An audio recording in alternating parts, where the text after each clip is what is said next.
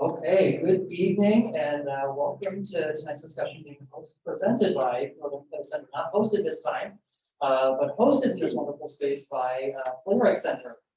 My name is Kyle Pullip and I'm the Executive Director at Northern Play Center. Here to welcome all of you, both virtually and in person, to introduce the artists they have with us on stage and just to get the show going. Before beginning any of the introductions or the beginning of the presentation, I want to take a moment to both acknowledge that here at Playwrights Center, we on the traditional land of the Dakota people and honor the Anishinaabe people of this land.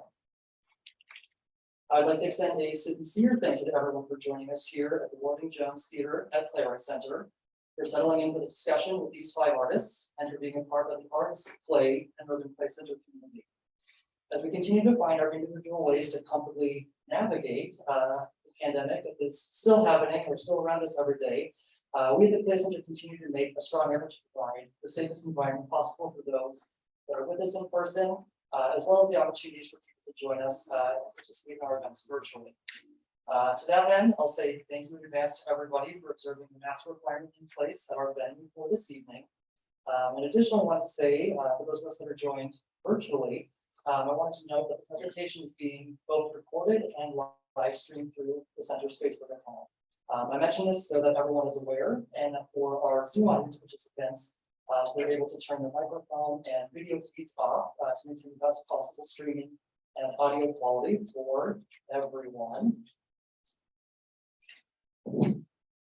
Okay, should anyone lose their connection during the presentation that is connected digitally, the video after it is a little bit of editing and cleanup is going to be posted on the Play Center's YouTube channel, so you can watch it at a later date anytime you're able to navigate to that particular page.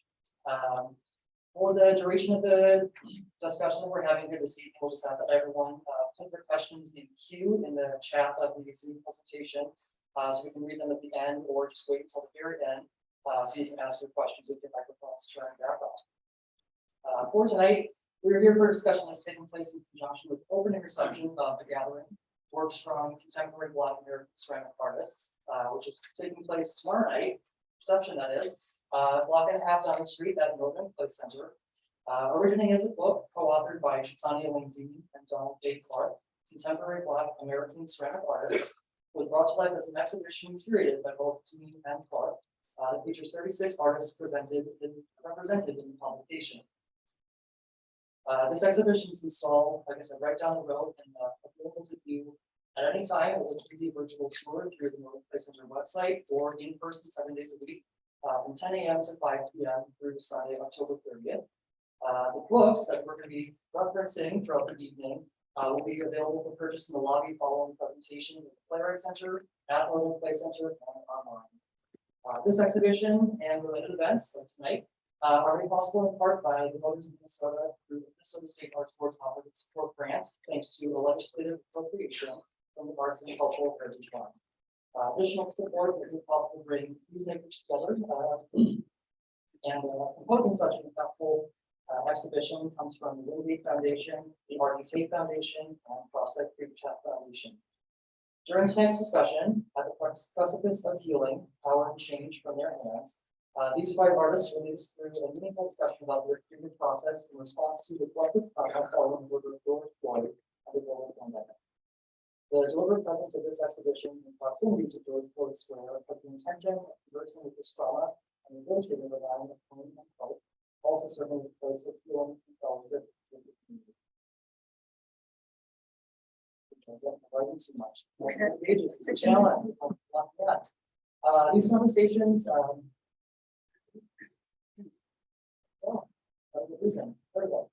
As contributors to this exhibition and conversations, these artists will share the ways in which they have presented and reflected the strength of Black artists and the Black community all over the city on the with us this evening to take part in the discussion, we are Kristina Batiste, Jstn Clmn, Aisha Harrison, Adero Willard, and moderating the discussion is Janathel Shaw. So I'm going to put my mic back and let Janathel get the show on the road.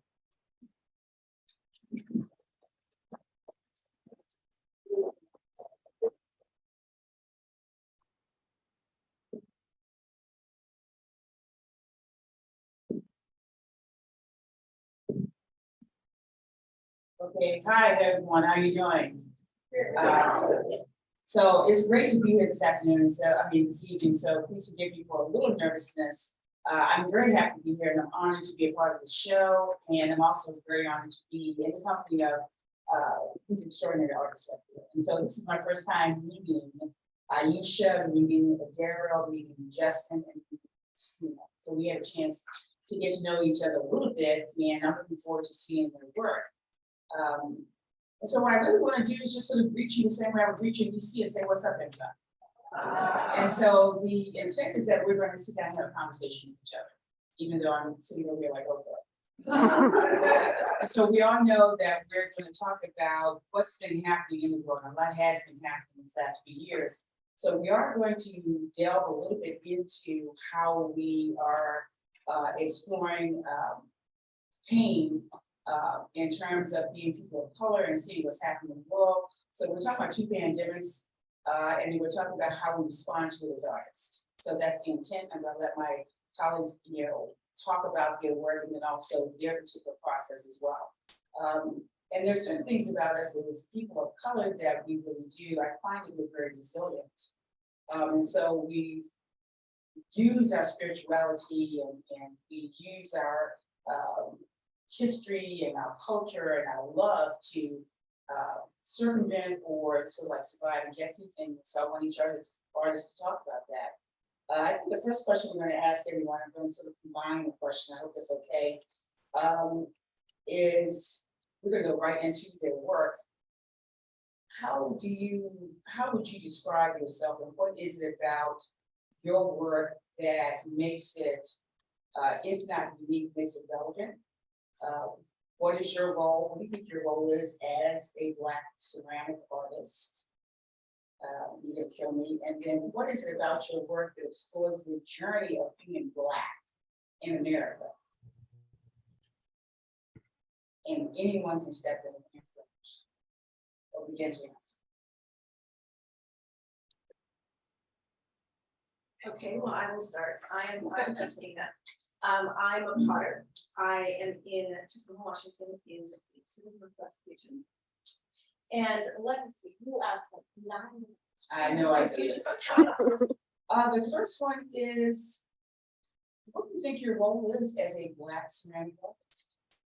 Well, I think, so I describe myself as a potter. And I guess potter is a type of ceramic artist or can be a type of ceramic artist. And I think my role is to represent what I'm trying to do with my art as a Black person, as a potter. My main motivation when I'm trying to make my work, I make minimal functional work. And I really want to be able to represent that tradition, that minimalist tradition in pottery and ceramics as a Black person making this work. So I would say that that's what I'm trying to be visible and present, making the type of work that really resonates with what I want to put out in the world, which is something that is functional and is something that has a very minimalist, occupies a very minimalist space. So I'll just stop the first question and let somebody else talk to that first question, and then move on. I'll jump in, just try to go down the line. My role as a ceramic artist is interesting. I started working in clay as a potter and making vessel forms. That's still a big part of how that but at some point, I started thinking about my role as a ceramic artist. One, to use clay and to create these forms that embody a kind of like memory, maybe my memory, kind of experience, but ceramics lasts for a long time. And so being able to make a kind of commentary from that perspective, or using that to make commentary. But I make a lot of work that's, I am looking for a kind of answer, maybe relevant to my own experience. Almost like these queries that are social, personal, and oftentimes I'm trying to do something to maybe answer that question. That's what it is. So I sort of feel like that's my role. Aisha, what about you? Well, I'm a sculptor, and I think my role is to make things to be seen out in the public sphere. And I think, my perspective is really shaped by the way I grew up, my parents, my life, my partner, my child, and being biracial and sort of that journey has really played a big part in my work. The journey from identifying more as biracial to identifying as Black. So I think that shift has happened over 20 years of working with clay, and I really think clay in itself has helped to, clay is like a body, right? It is a body, and it's my body. And so moving through the clay has really changed my world, my life. And I also feel like part of my role is to have other people want to touch things because my work's pretty tactile. It has a lot of the clay kind of has a life, it's its own entity, and I also work in bronze sometimes, and I feel like bronze and clay have a lot in common as far as their warmness, and so I want other people to want to touch the work and maybe even make things. Like I really like working with people and having them touch, because when you touch the clay, I mean, sometimes you're just in love. Adero, you want to step in? Yes, thank you. I think the role for me, clay, is exploring a fluidity of language around what clay can say about identity. I am also biracial, but I identify as Black and Cherokee.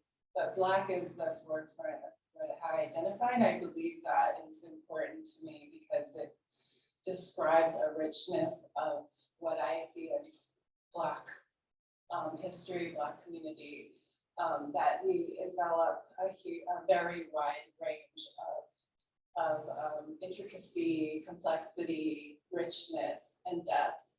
And it's important to me to explore that in my work. So I think that thinking about layering and color and layers and depth, and now I've been much more interested in hearing what the clay has to say a little bit more. And then just lastly, community. This kind of conversation is really important, that we're all here together. This is really important stuff here, and I hope that we continue to do this. I like what I'm hearing because I'm listening to some of the words that we're using. We're talking about community, we're talking about clay being a body and thinking of it almost as a second skin. Hearing a bit about definitely speaking, and we talk about identity, but using the clay to say what we have to say. And I can agree with that because when I create my ceramic forms, I really want to educate my audience about issues that are affecting the Black community. And that's always been a part of it. And I really like the malleability of the material. So I do agree with you in terms of falling in love with it. I know I shared with my fellow artists, spring artists over here. The first time I fell in love with clay was being inspired by Martha Jackson Jarvis, who's an amazing artist, and having taken painting and drawing and so forth, and all those things I did love. There was something about the connection with the ceramic material that I immediately connected to. And as a teenager, I could not communicate why, but I just knew I liked it. And I was hooked from that time onward, and I've just been done with it for over 3 decades. And so I think also I connected with, my mother used to have me doing my things in church, so I connected with it, with creation, and that part of the creation poem where you talked about how a man sat down by the river and how God actually sat down by the river and how he actually sculpted and made man into clay. And he just sort of brought it to life. And so I really connect with that on a spiritual level. And I'm wondering with my fellow artists, when we're creating our work, and we definitely know that for many of us it's a narrative. I heard narrative or tradition. I've heard ideation. When we're connecting with our work, you know, what are some things that sort of come to mind that are, if not special to the Black community, are part of who we are as a people? How do we infuse that into our process, our creative process in our work? Anyone want to step in? Justin, what about you?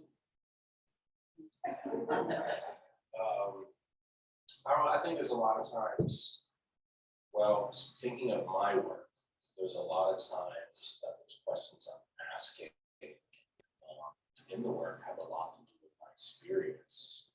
You know what I mean? It's like as a Black American, growing up in the city and those sorts of things. So there's sometimes where these questions are a lot more covert in some ways. Is at least what I'm asking and its relevance to me, know about race and know about what I understand more about my Black experience. And then there's times when it's really over, where it's like I'm really trying to talk about specifically like the neighborhood that I grew up in, the buildings in the neighborhood, the streets in the neighborhood, the signs, the symbols, and kind of make a cacophony of all of those. And that to me is speaking like very directly to a community. It's also very relevant to part of the Black experience. I guess I am curious, you know, when you talk about that, anybody can sort of step in. When we talk about the Black experience in our work and share with everybody here, is it important that we communicate our journey as artists, as people of color? So I've heard some of my colleagues here talk about being fluid and also being Black, but also being biracial, and so giving credence to that. And then when we started to think about, because we're not one singular entity, we're very complex, and I believe I heard that word as well. So is it important, and then what is it about our journey of being Black, of being other, of being brown in America that should be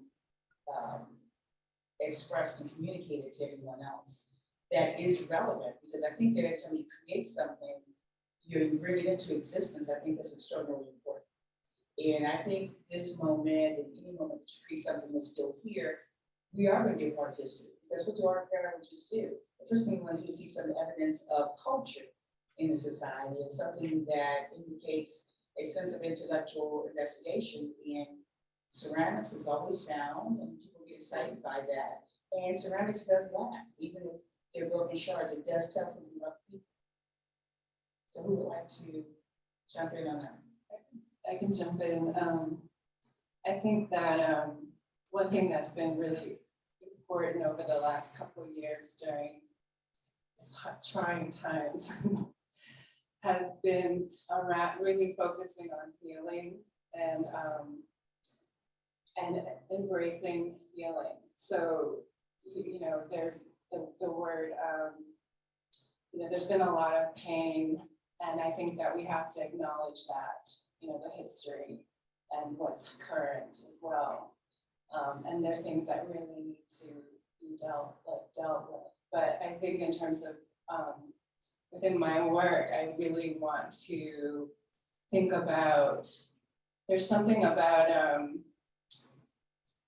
where we are presently, and then the potential of a future that is imagined that I think is current in work, that people of color, or like sort of this idea of openness and fluidity, of understanding identity and being accepting that I think that that for me is really important to embrace the joy and the beauty of being Black and what that means to me, and the energy and the potential of what could be. And that means demanding change and talking about change.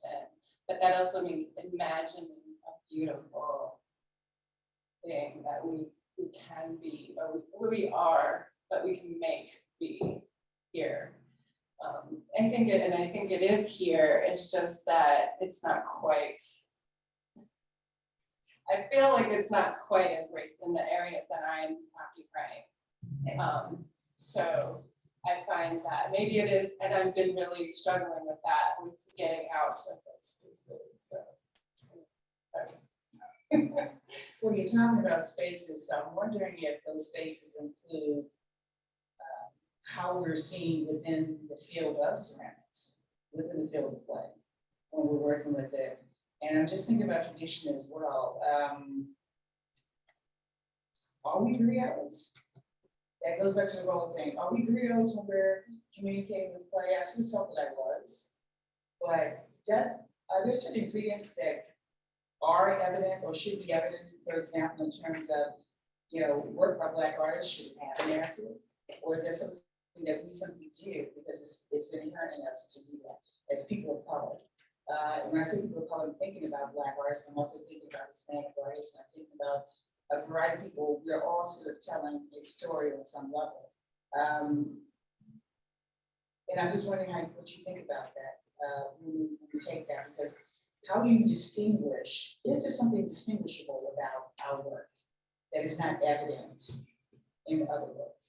So is it an individual thing, or is it something that is part of the collective that we just don't stop and think about? Because I think when we all connected, it was as if we were discovering other members of a distant family in a way.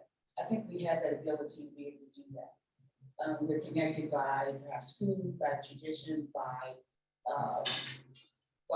habits, things that are just so natural, and not to stereotype us, but just this love of music, this love of life, this love of connecting, definitely expression. And when I looked at much of your work, I definitely saw texture, I saw love of materialism, I saw form.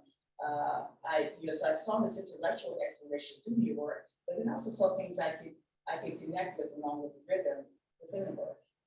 And then I also saw simplicity and beauty, and there's a beauty in simplicity as well, and not having to be overly complicated. So what connects us? And why is that relevant? Why is it important? So what I think is interesting about that is that there's a lot hidden in our work, I think. And we don't have to tell all to all, we don't have to do that, actually. And that there are some currents that run through. I don't know if I want to pinpoint it. I think for me, I think that there's power in that sort of story that's not told to everyone. If you have that experience, then you see it. And if you don't have that experience, you see something different. And I think that is such a kind of amazing and beautiful thing about art, is that, and art and other objects, I use art really, I'm not gonna get into the art craft thing. I think it's stupid. Let's just not do that.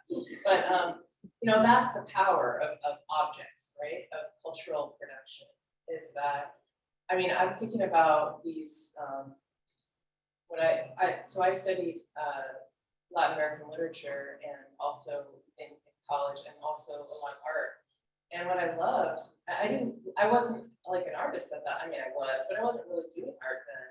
But what I loved about it is that the indigenous people would put in their stories in these things that looked like they were, the Spanish colonial thing, but then all of their stories would be hidden inside. And so only the people who knew would know those stories and they would get passed on, even though it looked like from the outside that they were just sort of, you know, ripping off some Catholic thing. And I loved that. I thought that was like magic. And I think it is magic. So maybe Well, magic. I think there's an interesting thing that you were talking about a hidden story or something that may have been your intent, and whether or not that is readily apparent. I think that a lot of the work that I make and that I see making, there's an invitation there that once you have created this thing, you are inviting a conversation, you're inviting someone to take a look and see this and be a part of it or engage with it in some way. And depending on what you're trying to do, that may have, you know, there may be different stories there. There may be different things that are happening with it, or it may be the artist trying to express something and invite you to see that with them, to be a part of that experience.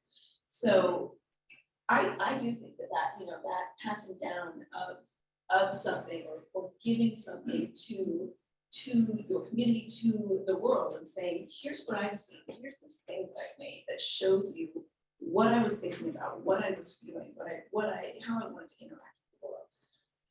It really does happen.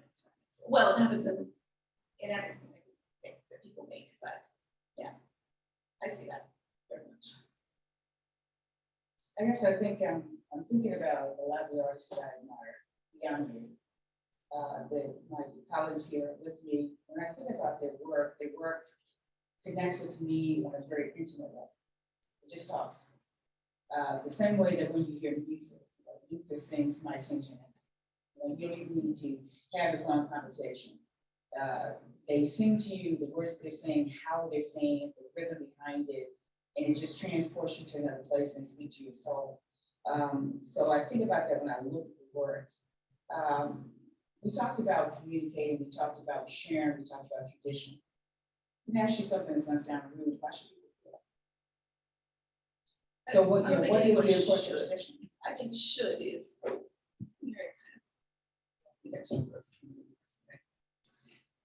I think should is kind of a dangerous word. I think if you put something out there and say, this is something that's important to me, whether or not your audience should or should not, or wants it or doesn't want it, that's a separate thing. So should they? I think the more important question to me is, do they care? When you put that out there, do you get something back? Is there some response to that invitation that you presented?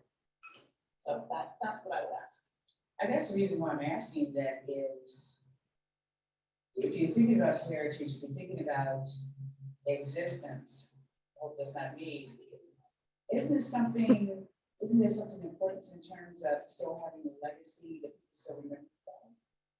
Because I think just the whole notion of being seen and not heard is very important to us. And I think that, you know, some of us, you know, have dealt with that, or we dealt with that as a people, but also as artists. You create for a purpose, even if it is self-satisfaction, but you're creating. I think there's a need to create. Talk to me more about what you mean by the legacy of being seen and not heard. Talk about that a little bit. I've heard artists, you know, struggle with having their ideas and the importance of certain culture being recognized. I think one artist I'm thinking of is Winnie Jones Hart. You know, her exploring, you know, Nigerian art, you know, Igbo art, taking the time, you know, she wrote a grant years ago, you know, I think she was in grad school, or just starting off as a professional artist, where she really wanted to share with the world and highlight the beauty and the importance of, you know, these particular African peoples and the tradition of the work. And it was so important to her that she stayed there for a while, and she adapted to the culture. And she didn't necessarily eschew any Western practices, but, you know, she stayed in the village, she lived a simple life. For her, I think it was definitely a spiritual connection, but then definitely saying, I don't want this to be lost. And so she continued that in her craft personally, but also, you know, as an educator, if that answers it. So at some point, you know, you want to be recognized. And I think maybe not so much now, but in the past, you always had singular people. You know, if you're talking about Latino artists, you had Maria Martinez, but you didn't hear and see a lot of people. And I know recently at one of our conferences, you know, some artists shared that they weren't familiar with that many Black artists. And I know that we need to recognize that as well. So when I talk about that, that's sort of like the risk that I'm going with in I terms think of. I'm following you. It Yeah. sounds like you're saying that you are wanting to articulate people's, or artists in general, and Black artists in particular, need to create work that is a recognizable body of work that stays in the culture, that becomes a part of the culture, and then stays in and preserves that as a legacy. Is that? That's part of it, and just being recognized as part of the entire family. You know, I think sometimes, you know, and this is not solely it, but I think sometimes the extended family that's not always recognized. And I think that we have something to say, and that's across the board. If I look at Ray Chin, I'm going to recognize his work. So I think that we all have something to contribute, and you want to keep it in the forefront. You want people to remember that, and the distinctive quality of that. I want to ask a little about your piece in the show right now, Ancestor One, I think, which I think has a lot to do with what you're talking about, and that recognition both of the past and I love your piece. It's the one Aisha Harrison that you can see there. But does anything that she was just talking about, that it reminds me of your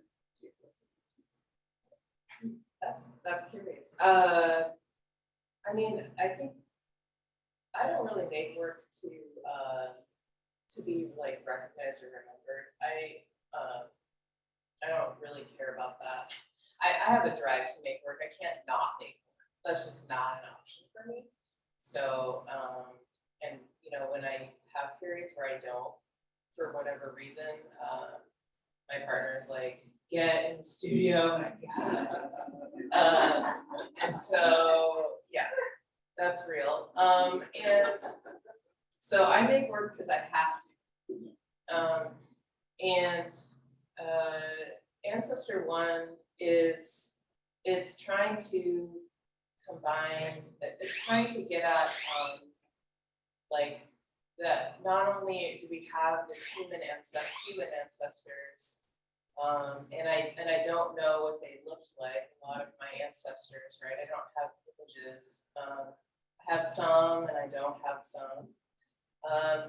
And so like I'm sort of imagining and using you know, I look through books and find people's faces from old photographs that sort of feel like resonant with me somehow, and I sort of take part of them and part of my grandmother and part of me, and mishmash us all together, and then connecting with other ancestors like the plants and animals that are around us everywhere, that are sort of non-human relatives that we often don't think of as very important, but they are. And so I think that's, you know, the red is supposed to, in where I live, near where you live, I live in Olympia, so that's just about an hour. It used to be a half an hour south of Tacoma, and now it's an hour south of Tacoma.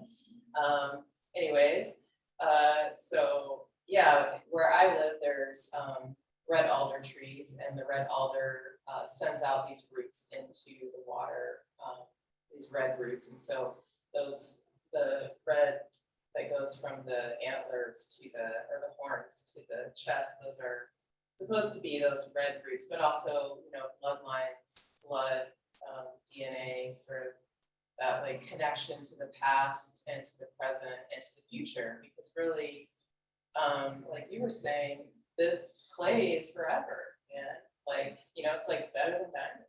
you know? And like, that piece is gonna break, it's going to, you know, eventually it's gonna break. And somebody's gonna find a tree, you know, and it's gonna be a representation of a Douglas fir or a cedar tree. And that's the kind of thing I wanna leave.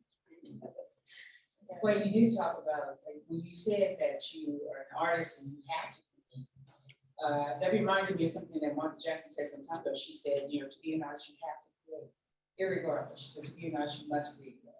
There has to be a drive. There has to be something you consistently doing. Adero, I know that you spoke earlier. We were speaking privately. You were talking about the complexity of your background, what was important to you. Do you want to share that? Yeah, I have had some thoughts on this, on ancestry, or ancestors. I had a question about this topic of, and the word that came to my mind was responsibility. And I've really struggled with that in my work, to think about, you know, there's been times in my past where people have asked, like, where is the narrative of your Blackness? And I'm like, it's in there. It's in there, and I finally, you know, I've come to this, like, I've known that my whole life, but not listening to the sound of the outside and listening to what is actually happening. But yeah, I think that I agree that the whole idea of that connection to me, there, as much as I believe in, you know, science and evolution, I also believe that I do have a connection to this ancestors. And one of those things that I've been really thinking a lot about is that connection to the objects from Africa and the objects from the America, you know, the Americas also, and how those objects are the spirit and power behind those.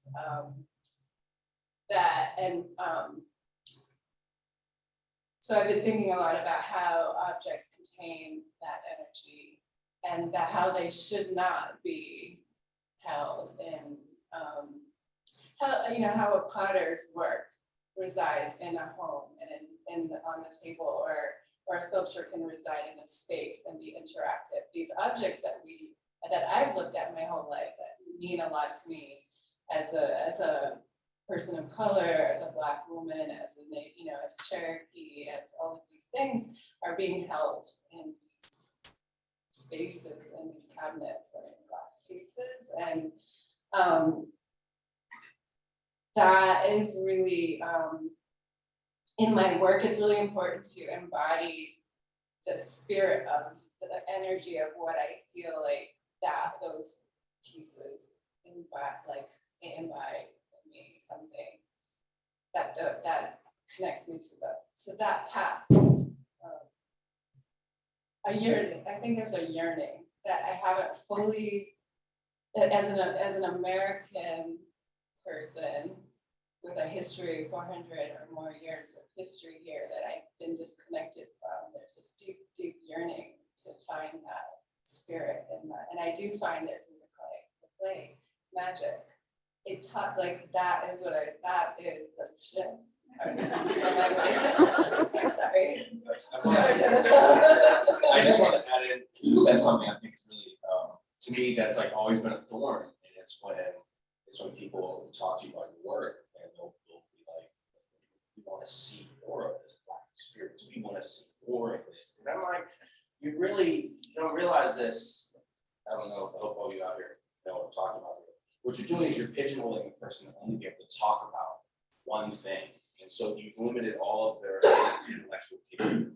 And that's something I cannot stand. And so I feel like it's one of those things, at least for me, I've taken upon myself. I guess is what I was trying to say earlier, is that I deal with whatever I need to deal with myself, and may directly deal with those sports or not. And I'm not obligated to, because if you're obligated to be from the outside, you're thus put me back into that box. Well, that's an interesting perspective. And I guess I was thinking about Sam Gilliam, he made a point of saying that he didn't want to be considered a Black artist. He wanted to be seen as a painter who's definitely a colorist, and that's fine. And so I've learned to be more sensitive to the idea of just simply there's something I believe in does not mean that everybody has to connect with at a different level. It is about individuality. I do know that in my work, I am unabashedly focusing on issues concerning being a mother, being concerned about children. I raised a son, and quite a few of my pieces in the past, and it still goes on that trajectory, is about protecting our children, about maintaining our legacy. So, whether, we have a title of my piece, the homage to Philando Castile, to me, that was current, and it's been happening for a while.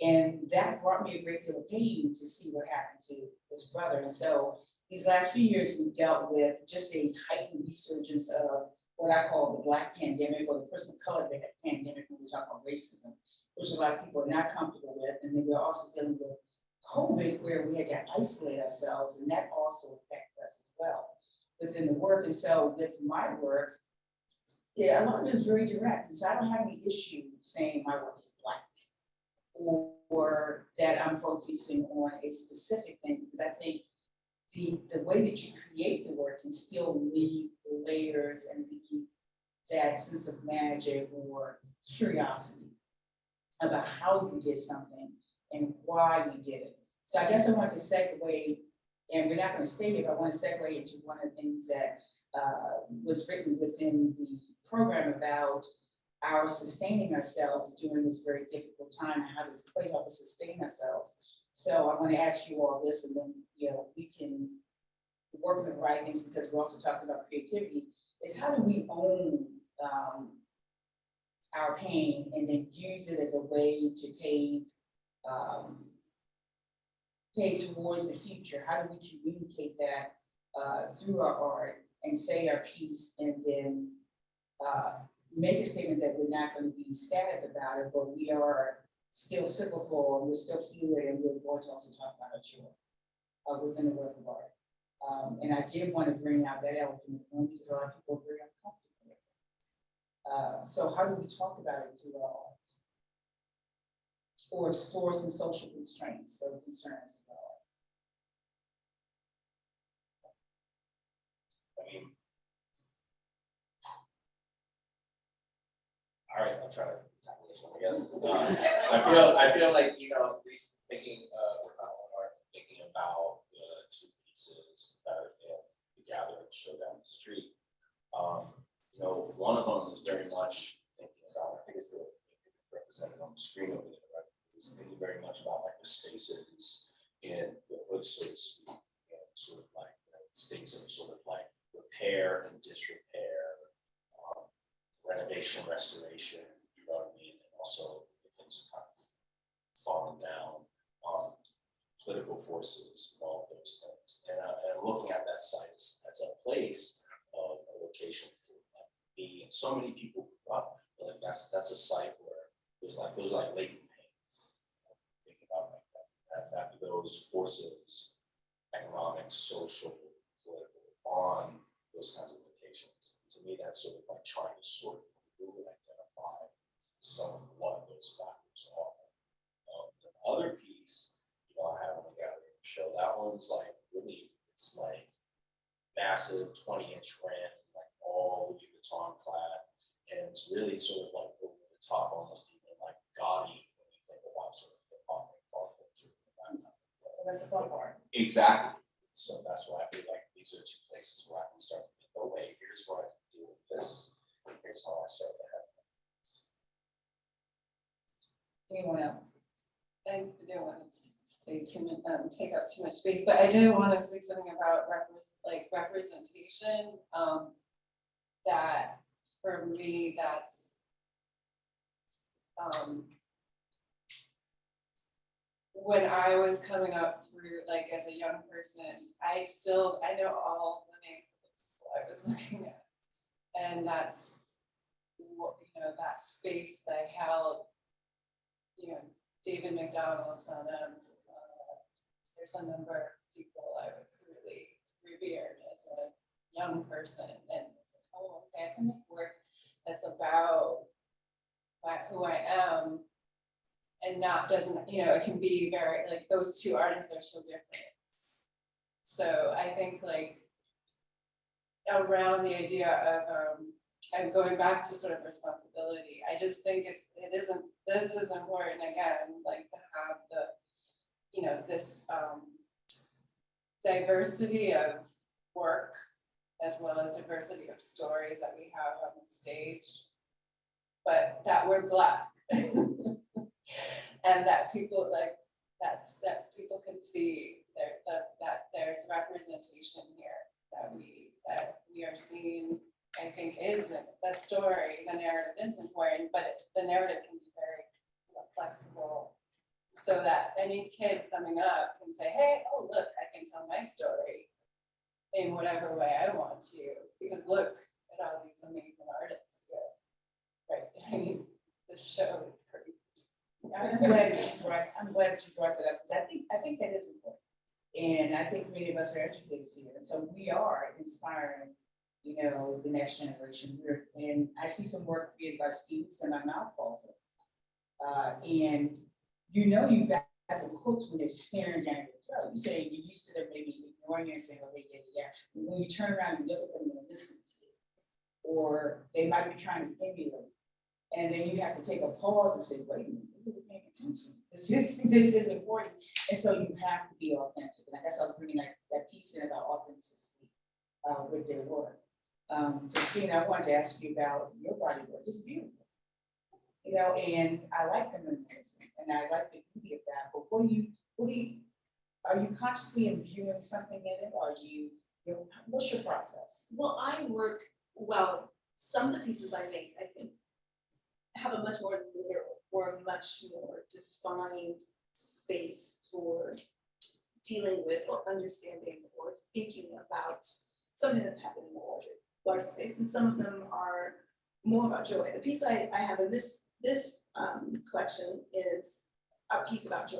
And it is a ceremonial piece that is designed to be used in a very joyful gathering, a wedding, and so it's designed to be used for the tasting of the elements, which is a ceremony that you would taste something that is sour, something that is hot, something that is bitter, something that is sweet, to try and represent the different stages or different things that will happen in life.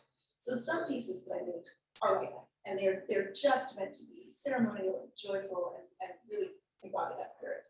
Other pieces, I have body of work, a collection of work that is very representative and literal about Black Lives Matter, that I made in response to George Floyd's murder and the summer of 2020. And what resonated with me in that is seeing the protests that happened and seeing people out and visible and seeing signs that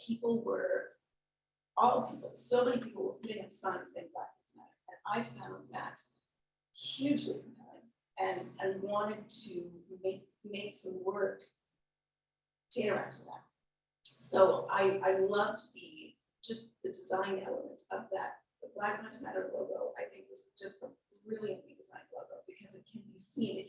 It can work in a very small space or a very large space, and that yellow on black tarmac or black streets, that chalk yellow was such a strong word that I wanted to be able to do something like that, but with a little bit less literalism. That I didn't want to put the words on there, so I just used those three, the abstraction of those lines, and put them on pendants. I put them on cups, and when I put them on cups,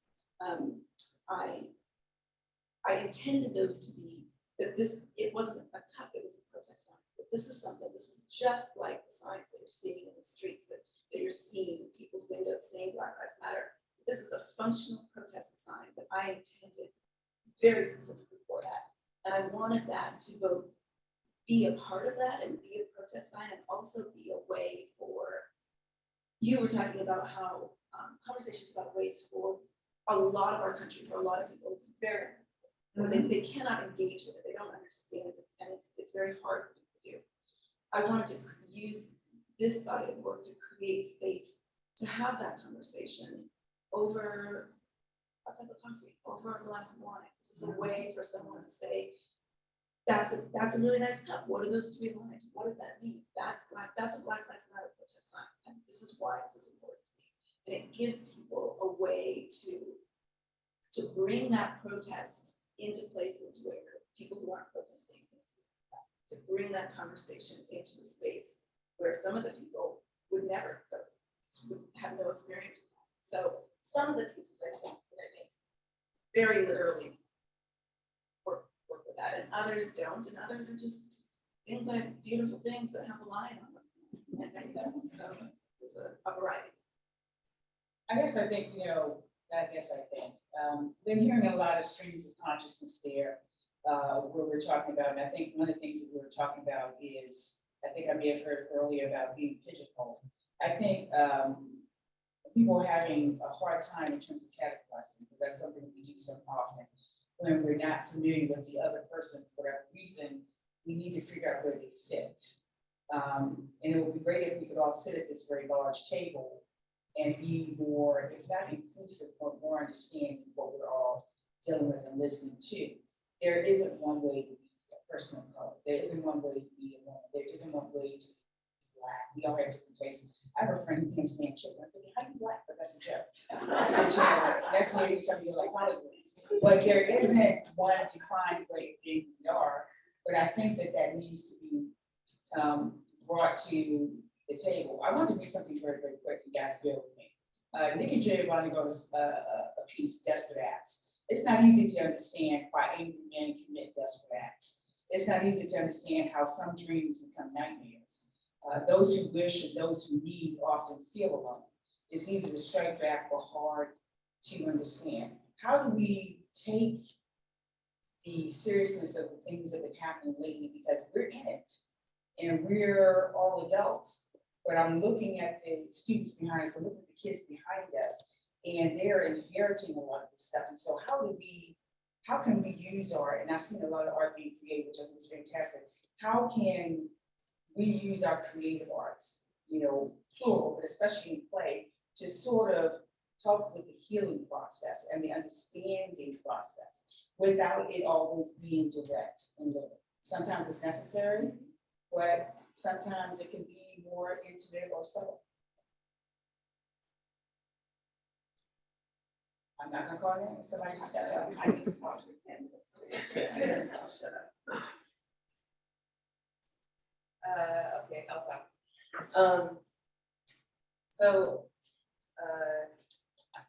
I think there's a lot of soul searching that needs to happen,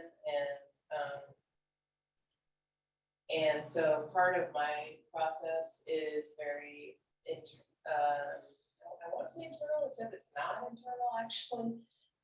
It's more sort of delving into a deeper consciousness or a collective consciousness. And I have places I go that I say down there because it's kind of starting from a well, an image of a well, you go down the well. And so in the well, there's all kinds of things. And I've been doing it for a long time, so that's pretty developed. And I go there to figure out what I'm supposed to make. And I feel like when I'm there, that kind of time is a way of getting at things that I couldn't really get at in a more conscious sort of, I don't know, we put a lot of we gotta figure this out. It's very brain oriented, but there's so much that's not brain, and so I just think maybe we need people could spend more time in those spaces where our human and non-human ancestors lie, where they are, and learn from them. It sounds like you're segueing into the sense of spirituality or something that can And I'm glad that you did, because I think that's a large part of who we are as people of color. That sustains us, that feeds us, our spirituality, whichever way you decide to talk about it. I grew up in the Pentecostal church, so we were the Holy Rollers.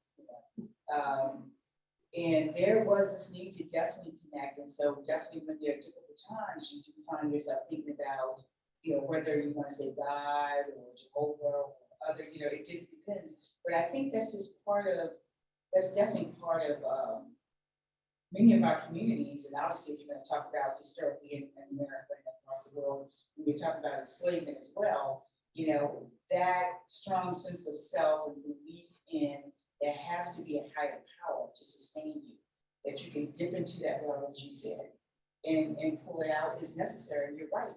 Not everything is some intellectual exploration. It's just, we're doing this. And I think that comes out in different forms of art that we're talking about, performance art and so forth. And I think sometimes when we're creating something, it is performance art.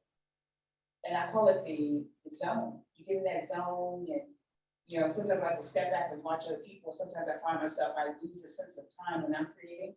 And then I love it when I see somebody else in the act of creating, and I step back and I smile. Because they're just totally into it. There's this conversation going on, you see what the body doing. So I just like somebody else to talk about it a little bit. How important is that to you? I have a follow-up question for you. Is your only documentation of the time that you spend in the well, the time that you're in that spiritual realm, is your documentation of that exclusively your sculptures? How else do you document or think about the time, or what else comes out of that effort? And is it deliberate? Or do you say, this is what I'm doing today, I'm doing this Monday, I'm doing this Wednesday, I'm doing this Friday? Yes. That is such a curious practice. I want to hear more. Yes, I do decide to do it. I mean, sometimes there's a piece that's like, it takes me, but most of the time I decide. What was the first part? You said, Is that how you how I document? document it? One documentation is. Yeah, so part of it is a writing practice that I do. That's based on this person named Ira Progoff. But I just take one part of what Ira Progoff does in his method, and I use it in order to get myself into that space where I'm not so heady.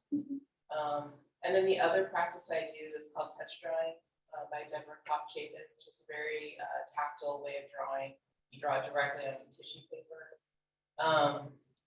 With your fingers, there's ink underneath. So, and that is also like very fast. It's very fast and loose. All of it is very fast and not sort of, just don't think. So I have records of those sessions. I have the writing from the Progoff journaling, and then the Progoff is like really turning more towards imagery now too. So I'll just go in the well and then have an experience, and I'll open my eyes briefly and just sort of jot it up an image of what happened kind of, and then close my eyes and keep going, and then, jot down words or whatever comes to me, I guess. I have to record it somehow. Yeah. Thank you. I'm glad that you asked that question, because I think that's really important. And that's also part of the whole historical aspect, is that documentation that you talked about. And you've included that with the whole creative aspect. How many, is everybody else doing that? In our sketchbooks or whatever it is, are we, putting down their process so that years from now somebody else will come by and see and look through and wonder? I hope someone's gonna look. Stare out. Look. But you are also writing down those and anything that inspired you. Yeah, I often tell a lot of students too, I'll be like, you gotta work in sketchbook, sketchbook. And they're like, what's your sketchbook? And I show them, it's just a series of lists.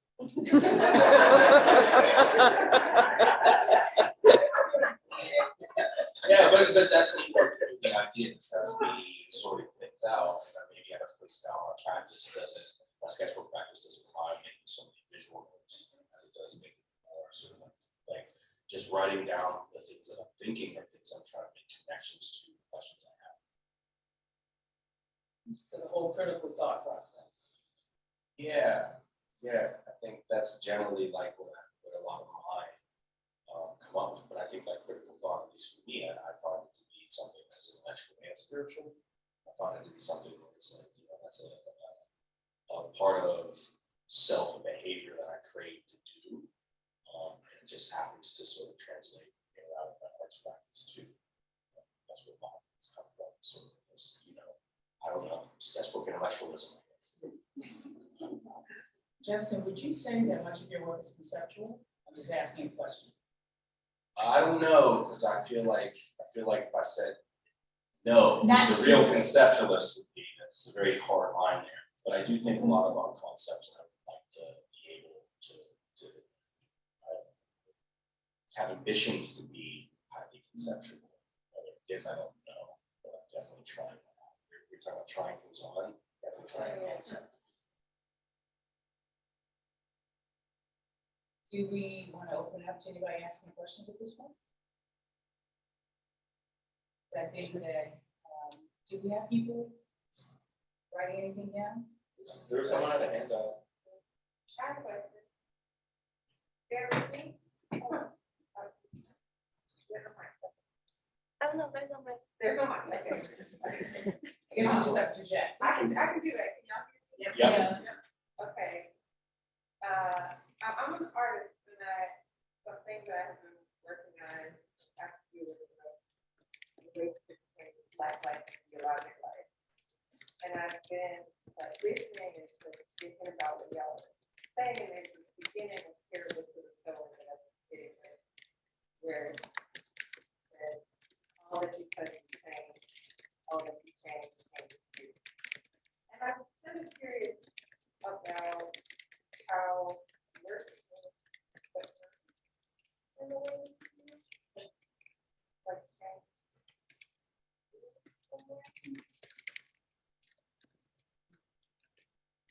I think we're all right.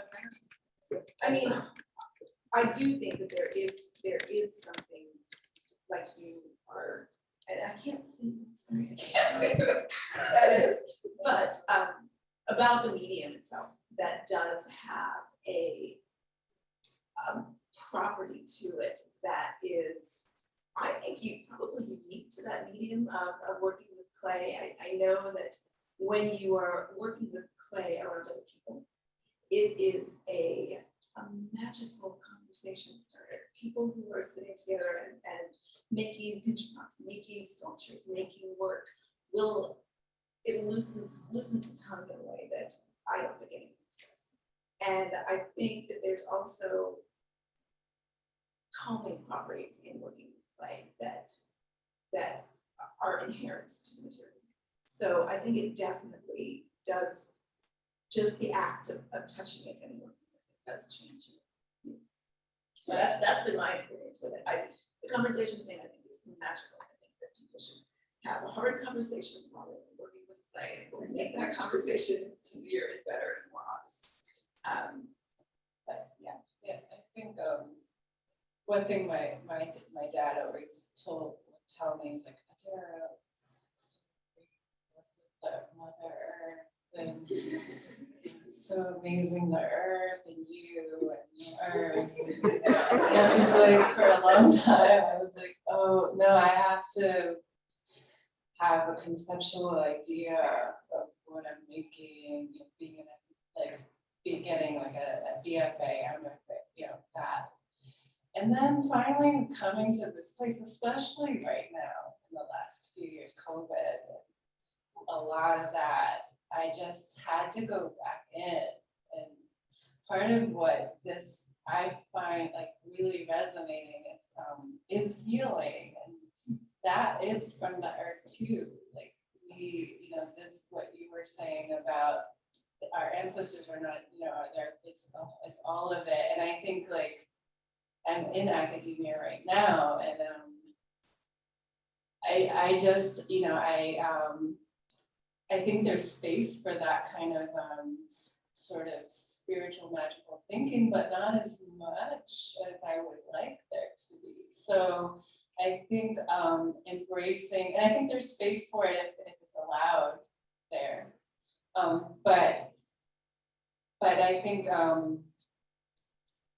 that connection to the earth, connection to nature, it's taking care of it too, but also healing ourselves. And I think that we had talked a little bit about trauma and stuff, or that idea. And I think that clay, like you were saying, really does have those properties through conversation, through the touch. I feel like I have conversations with it, and sometimes it's telling me something I won't learn for a while. It's constantly telling me things, and I'm like, am I hearing it? I always tell my students, listen, like plants too. You gotta really listen to a plant. We talk to it. Sorry, Yeah, I'm glad that you mentioned the earth, because it is really important. There is just something very specific about it. It really is. And I did make an earlier comment about it's like skin. There is something that happens that you can't always explain. I just like the feel of it. I like the idea that it's malleable. I like the idea that I can create. I like the idea that I can probably take it apart, go back and knit it together, so to speak, with my hands. Sometimes it's frustrating. It really is. If it dries too fast, it gets hard, it cracks, makes you want to cry.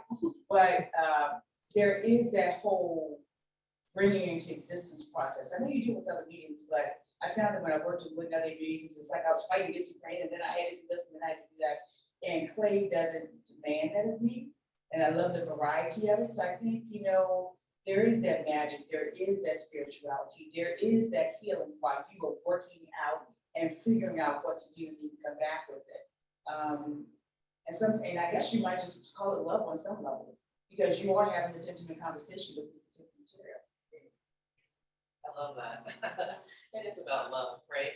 And love is about patience and tending and timing, And I also think for me, I love the repetition of play.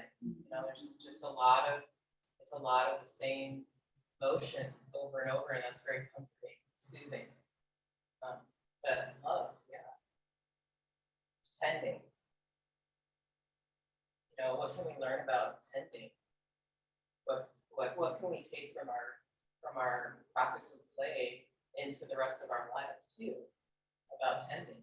So you talk about nurturing. I mean, tending is like, for clay, you gotta like go and spray it. You gotta cover it up, make sure all the edges are covered. And if they're not, it's pace. You really have to work at the pace that clay dries. Yeah, it's working with somebody else that's got its own jive. You gotta figure, you're a partner. So it's like I learned how to be a partner from play. Like how to be like, how to love, how to be, and how to fail, Like when stuff blows up in the kiln, what do? Cry. You cry, and then you decide, like, am I gonna put this back together with glue? Because I love some glue, right? Glue, it's called cold temperature welding, in case you're wondering. Yeah, it's a very common sculptural material. I like that. Epoxy, it's wonderful. But yeah, am I gonna put this back together? Am I gonna throw it away? Am I never making this again? Because I'm so pissed, And is that piece now gone? Is it forever? But I love the clay. You can just make it again. Just make it again. Let me ask you a question. Do you call your pieces babies? Some of my pieces are my babies. Will you let them go? I want to know if anybody else does that. Do you let them go? You walk into a show, you go somewhere, you go, hey, baby, I missed you. How you doing? And when you sell it, you want to know if that person loves your child. It's not a thing. I just can't print it out. But my child is out in the world. Does anybody sort of have that affection? They have soul, right? That's why we make so much clay, because it has soul already in it, right? I think. I mean, I go in that gallery and I'm like picking all the little, there's like a little bit of, from the crate, on her off there, I'm like touching her face, because it's a person. It is a person. It's like a person. I don't know. I have a quick quote. Thank you all for being here. And love that we all. My question is, someone spoke about our working as studio artists. Can you talk a little bit, anybody, about how your community has supported your practice? How the community has supported our craft and Yes.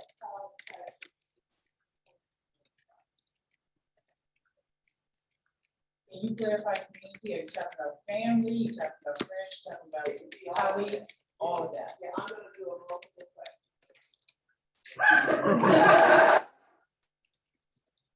I guess my immediate community would be family. I can tell you, there are people I call up. Mimi, Stephen, I need to get this somewhere. I need to go pick up some materials. You gotta help me carry my child.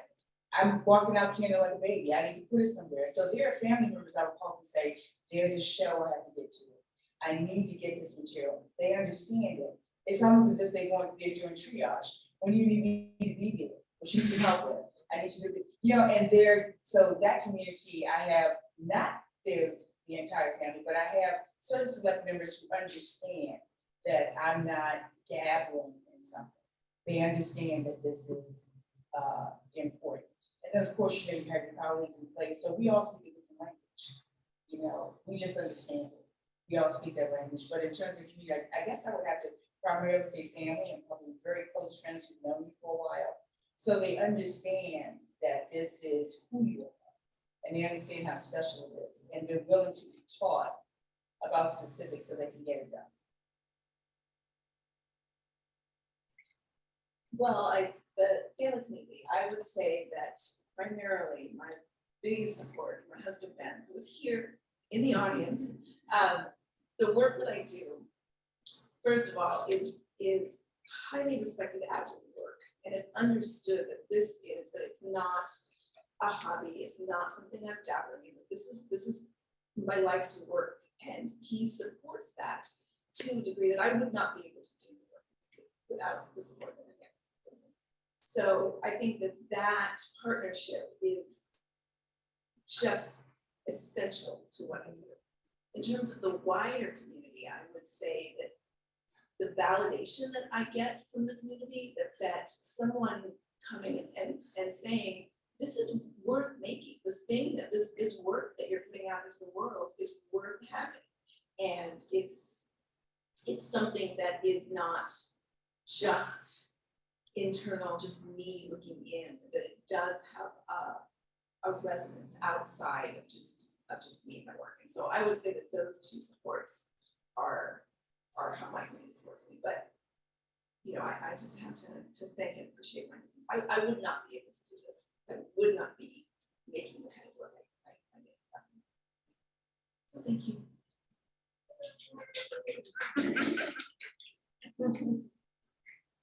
I feel like for me as an artist, I've had a variety of different communities.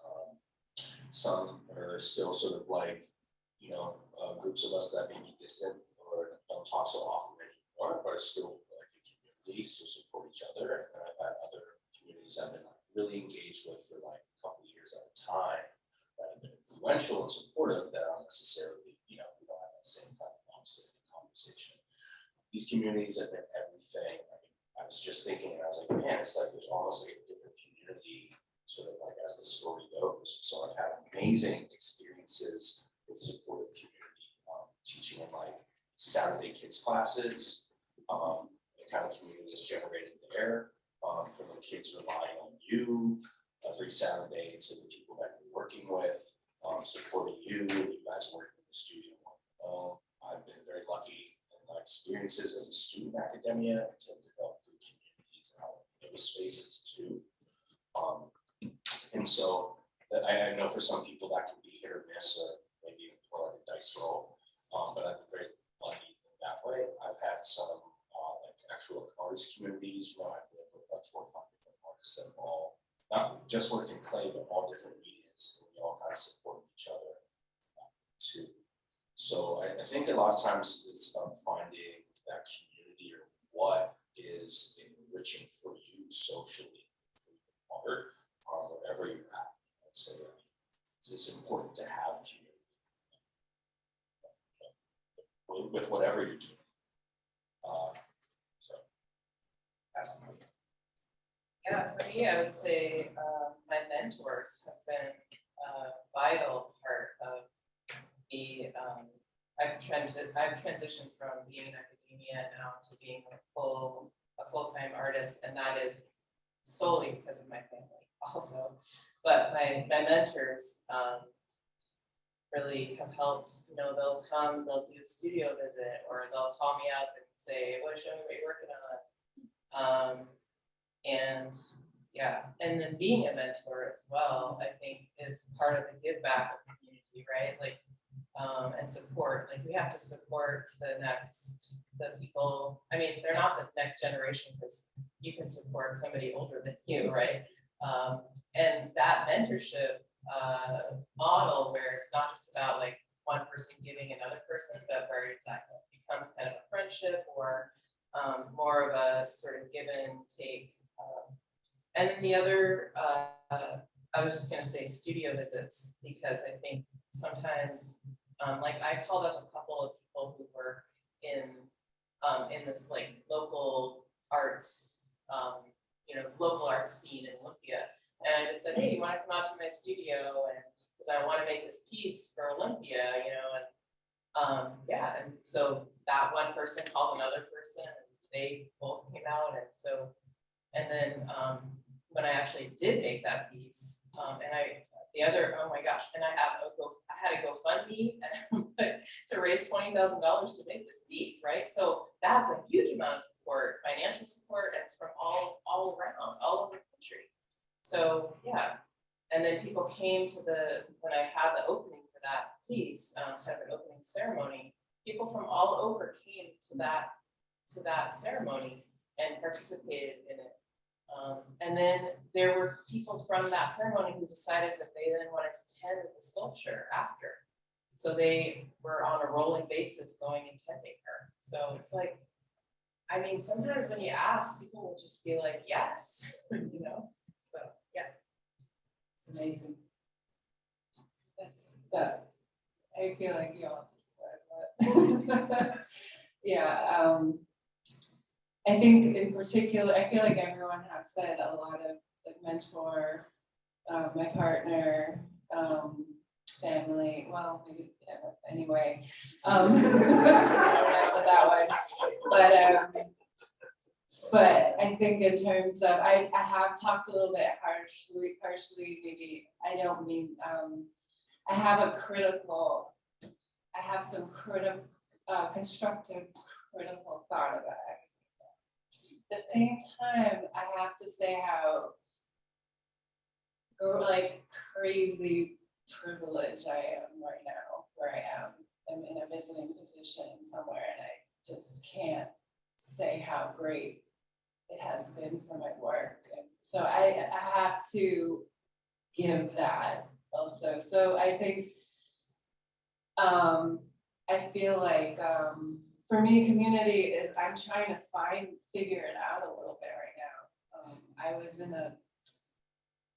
in a place where I didn't, I'm finding out a lot of stuff right now. And I think that's okay to be in a place where you're trying to figure it out and find where your community is.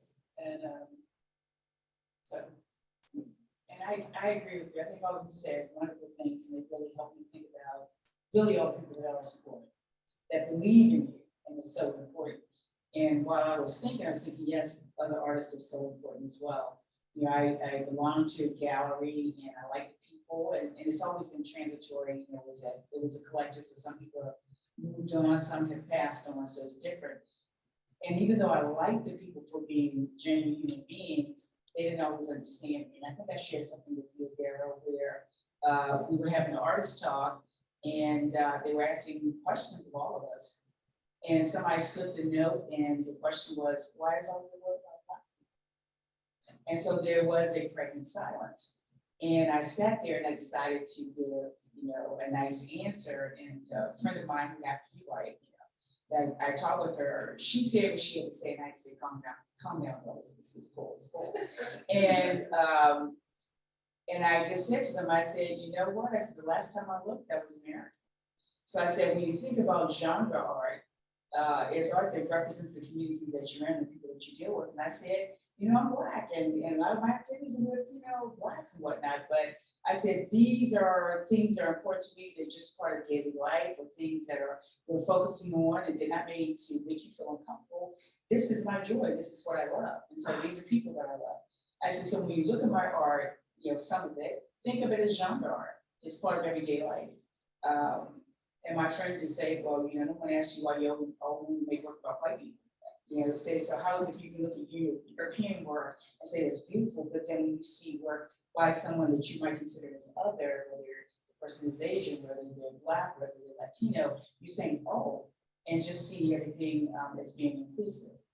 I'm also part of a group, Black Artists in DC, and I know I said the Black, but they're inclusive with everybody else, but they're a great group of artists, and they're constantly pushing you, and they're saying, hey, when was the last show you participated? What are you doing? Where are your sketches? When was the last time you picked up a material? What a material was and got your work done? What are you doing? Feed yourself art, learn something new. Are you being innovative? And that's a good group to have because they're keeping you honest and authentic. The same way our family is. And I guess the last piece I would just say with that is, I lost my son several years ago to cancer. And I did a solo show, and I definitely included some work of his, and this happened to be illustrations. And I remember at some point I was exhausted, and I just sat down, and there was my son with cancer. This is not meant to be a tearjerker. And he was sitting there, and he watched me, and he said, so you just had something to eat, and you're drinking tea, and you're watching TV? I said, yeah, I'm tired. He says, I know you're tired. He said, but you got a show to get ready. So how many more pieces do you need? And I said, boy, I'm your mother. Who are you talking to? He said, I know who you are. He said, but when is your show? I said, well, such and such. How many pieces do you need to make? I said, well, what? He said, cut that TV off and feature something that you got work to do. And I laughed. I said, what are you talking to? He says, I'm your son. What did you expect? He said, get your work done. And I got my tail up and did my work. But there, that's your community. Your community reminds you that you are committed to something. And when you don't get tired, but when you don't always talk to them, like, keep your paper and hurry and get it done. Go to the studio, do what you gotta do, and keep at it. Because when you don't fulfill what particular goal that you're working on, then you can't cry out. And so I think that that's really important.